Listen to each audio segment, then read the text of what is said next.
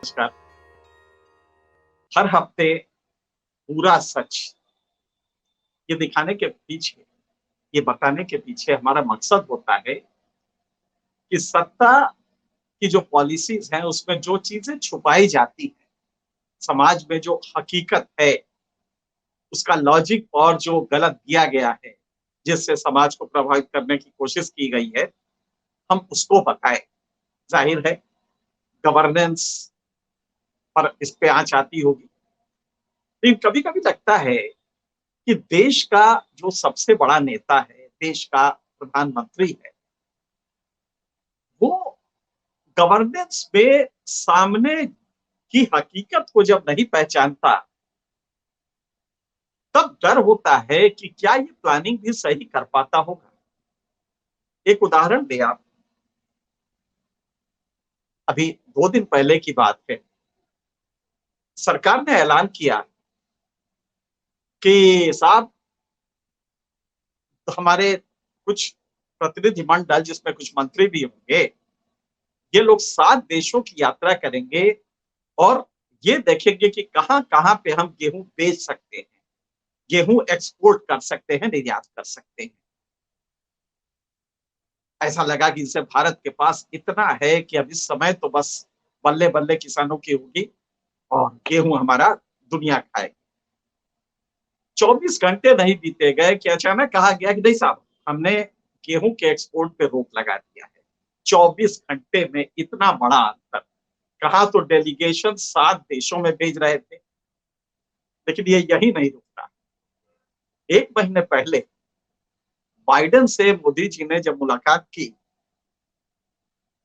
तो उनसे कहा कि साहब जरा डब्ल्यूटीओ को समझाइए, अपने नियम में शिथिलता लाए इंटरनेशनल ट्रेड को लेके, तो हम पूरी दुनिया को गेहूं खिला सकते हैं। अगले दिन मंत्री जी ने ट्वीट किया, पीयूष गोयल साहब ने, भारत विश्व का अन्नदाता बनने जा रहा है। आज हमने ये फैसला लिया कि हम गेहूं का निर्यात नहीं करेंगे, बड़ा संकट हमारे यहाँ खुद है। कैसा ये गवर्नेंस होगा? देश के प्रधानमंत्री को ये नहीं मालूम है डेलीगेशन भेजने के पहले कि 24 घंटे में ये सीन बदलेगा और हमें एक्सपोर्ट रोकना पड़ेगा। जबकि 24 घंटे पहले आप जा रहे थे 7 देशों में। इसको क्या कहेंगे आप? क्या आपके पास कोई पॉलिसी है? आपने जब नोटबंदी की थी तो एक ऐसा जैसे जेम्स बॉन्ड करता है, रात के 12 बजे से, और ऐलान 8 बजे होगा रात के 12 बजे से। क्या था वो? किस तरह एक क्या देश का प्रधानमंत्री इतने हल्के में चीजों को ले सकता है? मुझे याद आता है जब आपने कहा था काकेड़ की उस जनसभा में कि भाइयों बहनों, अगर देश का जो बाहर पैसा काला धन गया है वो वापस लाएं और हम लाएंगे, तो देश के हर गरीब के जेब में 15-15 लाख रुपया आ जाएगा। उस समय के देश के गरीब की संख्या 22 करोड़ थी और 15 लाख से इसको गुणा करें तो देश के 46 साल के बजट के बराबर ये पैसा होता है। मोदी जी को क्या इतना भी कैलकुलेशन नहीं आता? पर बोल देना है। आप जरा सोचिए कि एक मंत्री और देश का प्रधानमंत्री अमेरिका के प्रधानमंत्री राष्ट्रपति से मिलते हुए कह रहे साहब ये डब्ल्यूटीओ की जरा सा नियम में शिथिलता कराए तो भारत गेहूं की समस्या को हल कर देगा। और अगले दिन मंत्री कहता है कि साहब विश्व का अन्नदाता भारत बनने जा रहा है। कैसे ये बातें आपके मुंह से निकलती हैं और आपको लगता नहीं है कि ये आपकी विश्वसनीयता घटाता है? ये तो सड़क के जो नेता होते हैं, छोटे छोटे, वो भी इस तरह का नहीं कहते। कभी विश्व गुरु बन जाते हैं किसी चीज में।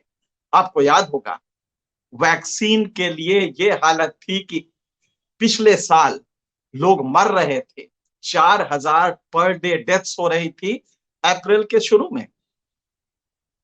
और उस समय हमारा स्वास्थ्य मंत्री ट्वीट करता है कि भारत वैक्सीन गुरु बनने जा रहा है, और अगले महीने जो टीके लग रहे थे वो आधे हो गए क्योंकि टीके भारत में थे ही नहीं। और जब जानते हैं आप कि टीके की कैसी किल्लत हुई थी, क्योंकि हम तो बंगाल इलेक्शन में बिजी थे। बंगाल ये कह के कि भाइयों 2 गज की दूरी, एक नारा दिया। आप जरा सोचिए कैसी कैसी चीजें आप करते हैं।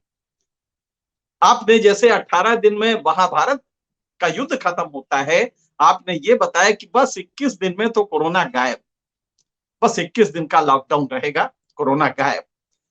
और आपने घरों से ताली बजवाई, सारे फ्लैट से लोग निकल के जो आपके भक्त थे वो ताली बजाते रहे, दिया दिखाते रहे, टॉर्च दिखाते रहे, ताली बजाते रहे, जैसे कोरोना क्या है ये ताली बजी और कोरोना भागा। अरे बाप रे, भारत में ये विश्व गुरु है, इसके पास कैसे हम ठहरेंगे। देखा कि आपने पर डे मौतें कितनी हुई।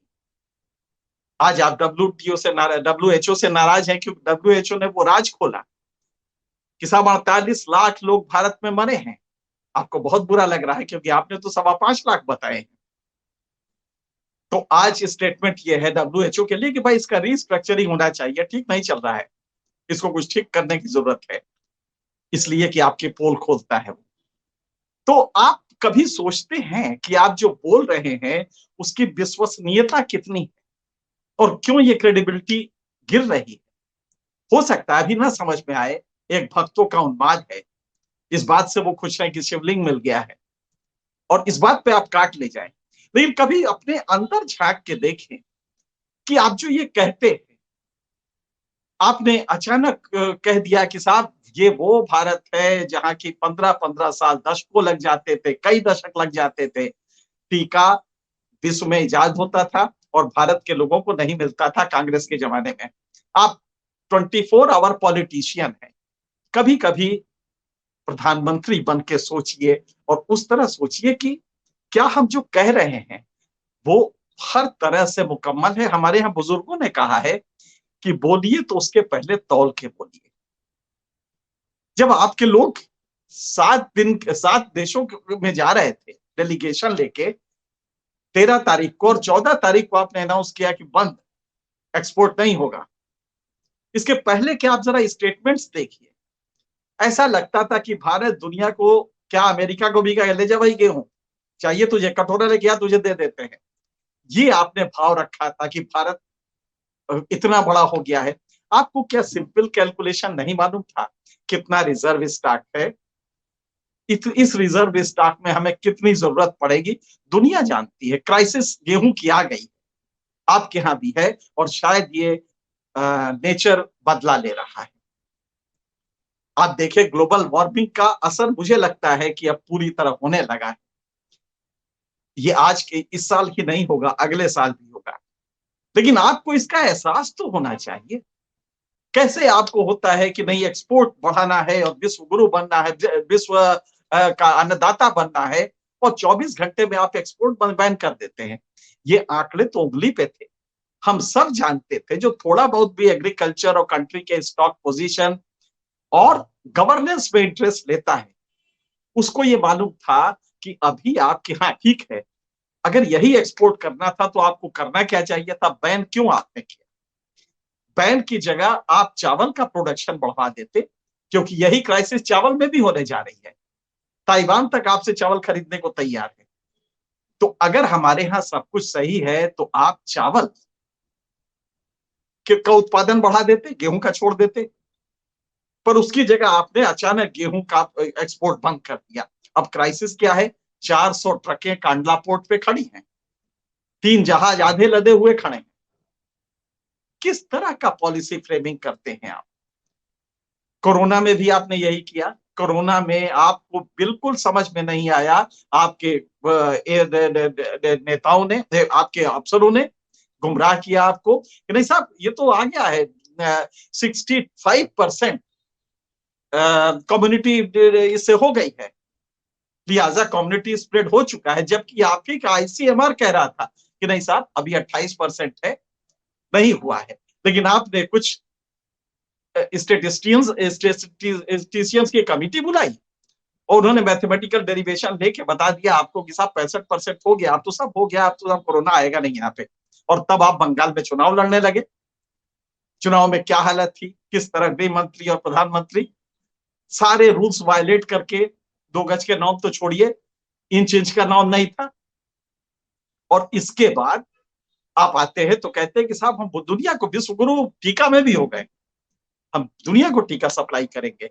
ये मार्च की स्थिति, मार्च तक में आपने ऑर्डर प्लेस नहीं किया था, आज यही आप अनाज के साथ कर रहे हैं।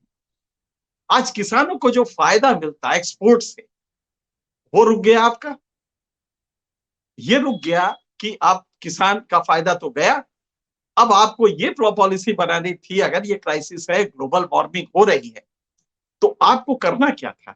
आपको तो इस समय चावल का प्रोडक्शन जो सामने आ रहा है उसकी तैयारी करनी थी कि चावल में हम जम के एक्सपोर्ट करेंगे, दुनिया को देंगे, अगर हमारे पास इफरात होगा तो। गेहूं में हमने उस तरह नहीं किया, 7.2 मिलियन टन आपने गेहूं एक्सपोर्ट किया है, कोई बहुत ज्यादा नहीं किया है। जबकि इस समय ग्लोबल क्राइसिस इतनी बड़ी है कि अगर आपने एक्सपोर्ट बैन किया तो एक बहुत बड़ा नुकसान हुआ, किसानों का, व्यापारियों का नुकसान हुआ। ये मौका था, लेकिन आप उसको फोर्स ही नहीं किया। चलिए कोई बात नहीं, अब आपने कैलकुलेशन किया, लगा कि नहीं संकट बढ़ सकता है अगले साल, मान लीजिए अगले साल भी यही वातावरण रहा, तब क्या करेंगे? तो आपने उसको बहुत सिंपल कर दिया कि नहीं, इसकी इसमें जरूरत क्या है। अगर अगले साल भी यही क्राइसिस रहती है तो हमें इस समय चावल पे फोकस करने की जरूरत है। पैडी का जो क्रॉप आ रहा है, जो हमारे खरीफ का क्रॉप आ रहा है, हम उसको देखें। आपने उसकी तैयारी कोई नहीं की। तो मुझे लगता है कि आप जब भी पॉलिसी बनाते हैं, उसके पहले कुछ सोचते नहीं है क्या? आप जो अटरेंसेस करते हैं, आप कांग्रेस को गाली देते हैं, तो उसके पहले आपने जब टीके का कहा कि कांग्रेस के जमाने में होता है, आपने वो हकीकत देखी थी? आज यहां तक हम पहुंचे कैसे? आज दूध का जो क्रांति आप देख रहे हैं, ये किसका दिया हुआ है? आप बताइए कौन सी क्रांति आपके टाइम में हुई है? हमने व्हाइट रिवॉल्यूशन किया, ग्रीन रिवॉल्यूशन कांग्रेस ने किया, और आज आप जो देख रहे हैं, ये वही किसान है। 157 ग्राम उसको अनाज मिला करता था आजादी से पहले, आज उसको 490 ग्राम प्रतिदिन उपलब्ध है। यही स्थिति दूध की है। दूध उसको 100 ग्राम भी नहीं मिलता था, आज दूध 400 ग्राम मिल रहा है पर कैपिटा।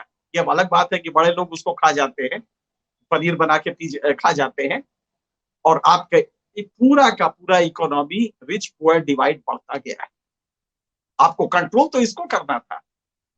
आज आप जो कर रहे हैं कि ये किसानों का नुकसान किया है, ये दरअसल उसी तरह आपने महंगाई को देखा। महंगाई, आपको मालूम है कि हर महीने 13 तारीख कंज्यूमर प्राइस इंडेक्स आता है। आपने वेट किया होता, आप देखते कि महंगाई कहां जा रही है। और आज की महंगाई इस समय किसकी महंगाई है? फूड आर्टिकल्स की है। सीपीआई में फूड आर्टिकल्स का जो कंपोनेंट होता है वो 46% है। यातायात, जिसको कि आप पेट्रोल डीजल कहते हैं, इसका 7% है, और 47% अन्य का है। आज खतरा यह है कि आपका फूड आर्टिकल्स का इन्फ्लेशन बढ़ा है, जो कि गरीब खाता है। गरीब को अन्य से मतलब नहीं होता, वो पिज्जा नहीं खाता, वो टूरिज्म नहीं करता, वो घूमने नहीं जाता, वो तो रोजी रोटी के तलाश में रहता है। लिहाजा ये जो महंगाई बढ़ी है, गरीब की है। लेकिन आपका विभाग क्या कह रहा है?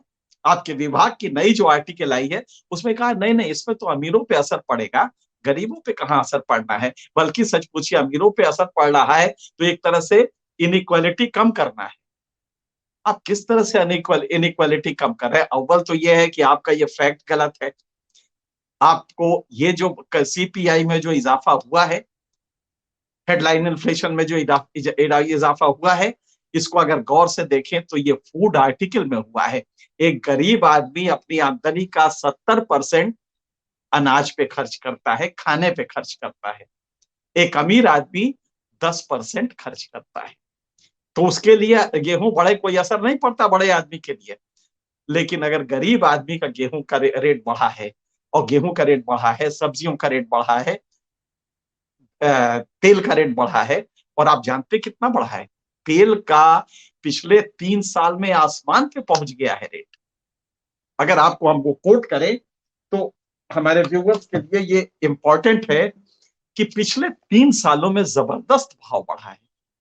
ये भी सच है कि इसके पहले नहीं बढ़ा था। मोदी जी के शासनकाल के लगातार शासनकाल अगर आप देखेंगे तो वो नहीं बढ़ा था उस अनुपात में। लेकिन पिछले 3 सालों में जबरदस्त क्राइसिस हुई है और तेल ये गरीब खाता है।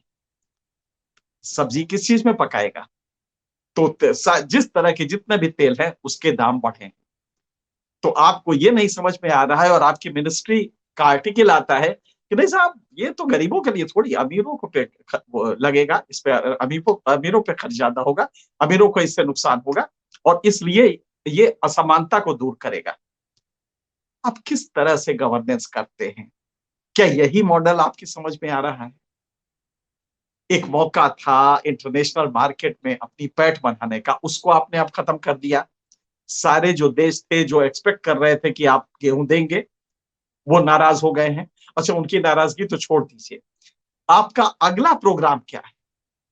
अगर वर्ल्ड में ग्लोबल फूड क्राइसिस होने जा रही है जिसकी पूरी आशंका है, तो आपका अगला कार्यक्रम क्या है? इस समय तो इफरात आप इसका लाभ ले सकते थे, आपने वो छोड़ दिया ये कह के कि देश में जरूरत है। देश में जरूरत थी, इसमें कोई दो राय नहीं है, लेकिन अगर आपने फोर्सी कर लिया होता तो चीजें बिल्कुल अलग होती।